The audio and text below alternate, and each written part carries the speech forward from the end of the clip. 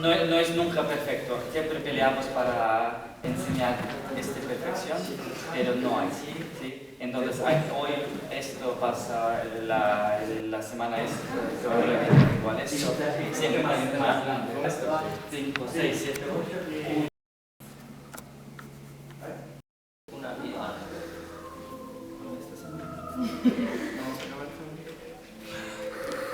Por eso quiero seguir, dejo solo hoy, miramos y después quiero seguir con pasados, porque no es movimiento, es más teatro, más igual miramos.